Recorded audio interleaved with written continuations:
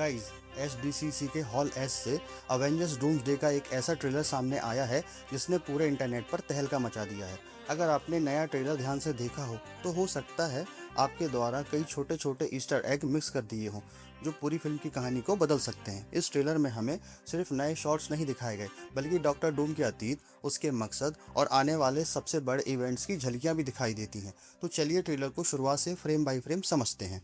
Trailer की पहली ही image में डॉक्टर डूम का थ्रोन दिखाई देता है। पहली नज़र में यह वही थ्रोन लगता है जो शंघाई इवेंट में दिखाया गया था, लेकिन इस बार पूरा कमरा गोल्डन रोशनी से जगमगा रहा है, जबकि पीछे रंगीन कांच की विशाल खिड़कियों से आती हुई गोल्डन धूप नज़ारे को और भी सुंदर बनाती है।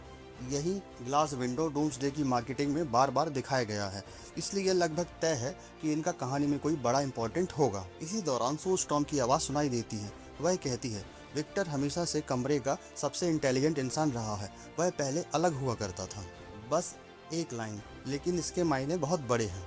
इससे ऐसा लगता है कि विक्टर वॉन डूम कभी अर्थ 828 के फैंटास्टिक फोर का कैजुअल फैन नहीं था, बल्कि उनका बेहद करीबी दोस्त था।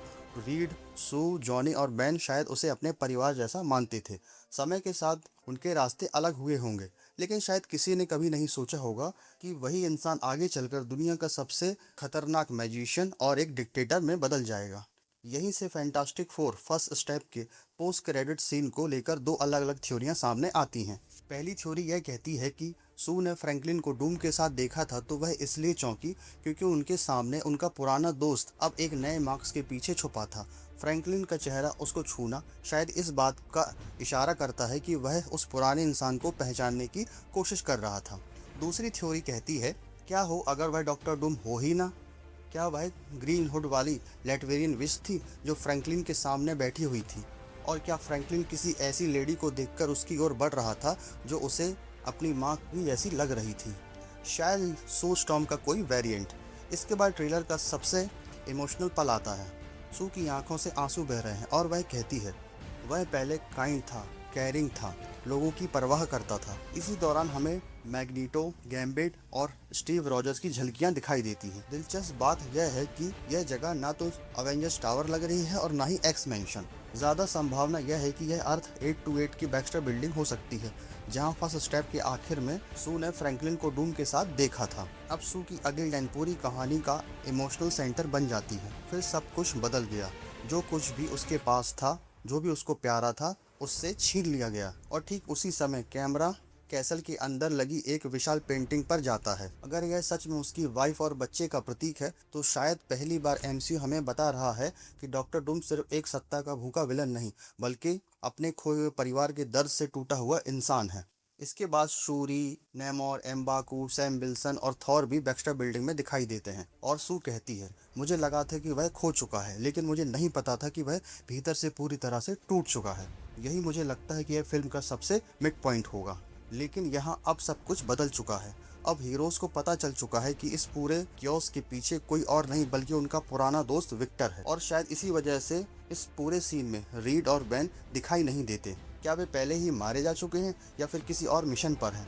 यह सवाल अभी भी खुला हुआ है। इसके बाद कैमरा हुड पहने विक्टर के ऊपर से नीचे आता है और पहली बार हमें थ्रोन के नीचे बने विशाल जादुई रूम्स दिखाई देते हैं। यही वह डिजाइन है जो पहले लैटवेरियन विच के प्रोमो में हमें दिखाया गया था। लेकिन सबसे अजीब बात यह है, इस पूरे ट्रेलर में हमें कभी भी लैटवेरियन विच नहीं दिखाई देती। क्या मार्वल हमसे जानबूझ के कुछ छुपा रहा है? फिर स्क्रीन कुछ सेकंड के लिए ब्लैक हो जाती है और अगला शॉट आता है। पूरी तरह तबाह एक शहर, टूटू ही इमारतें, बीच में हरा इलाका जो सेंट्रल पार्क जैसा लगता है। क्या यह इनकर्जन से बर्बाद हुआ मैनहट्टन है या फिर लोकी के वर्ल्ड का कोई नया रूप?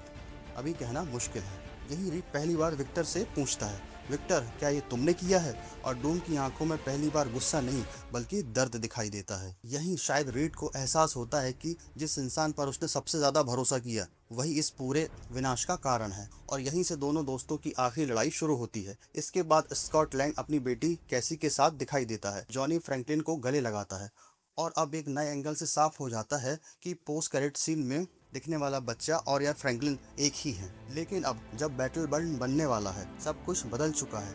इसके बाद प्रोफेसर एक्स और मैग्नीटो की तेज झलक दिखाई देती है और तभी रॉबर्ट डाउनी जूनियर की आवाज आती है, तुम सबने चोरी की जिंदगियां जी हैं, अब उन्हें वापस करने का समय आ गया है। यह लाइन शायद पूरी फिल्म का सबसे बड़ा थीम होगी। कई लोग मान रहे हैं कि डूम सिर्फ स्टीव रॉजर्स से नाराज है, लेकिन मुझे ऐसा नहीं लगता। अगर यह सच में अर्थ 828 से है तो सिर्फ उसका परिवार ही क्यों मरा। अब यहाँ एक और थ्योरी सामने आती है। शायद जब एंड गेम में अवेंजर्स ने आधी आबादी को वापस लाया तो मल्टीवर्स ने बैलेंस बनाए रखने के लिए दूसरी रियलिटी से करोड़ों जिंदगियों की कीमत वसूल की। अगर ऐसा हुआ तो डूम की पत्नी और उसका बच्चा भी उन्हीं में शामिल हो सकते हैं। यानी डूम की नज़र में अर्थ 616 के सारे हीरोज ऐसी जिंदगी जी रहे हैं जो असल में उनकी कभी थी ही नहीं। और शायद इसी वजह से वह कहता है, तुम सब ने चोरी की जिंदगियां जी हैं। इसके बाद ट्रेलर का सबसे पावरफुल सीन आता है। थॉर स्टॉर्म बेकर लेकर डूम के सामने उतरता है और उसे चुनौती देता है, लेकिन अगले ही पल डूम सिर्फ 2 उंगलियों से स्टॉर्म बेकर को रोक देता है और अपने मैजिक से उसे दूर फेंक देता है और बेहद शांत आवाज में कहता है, नर्क मुझसे आदेश लेता है। और अगले ही पल वह जमीन पर पंच मारता है।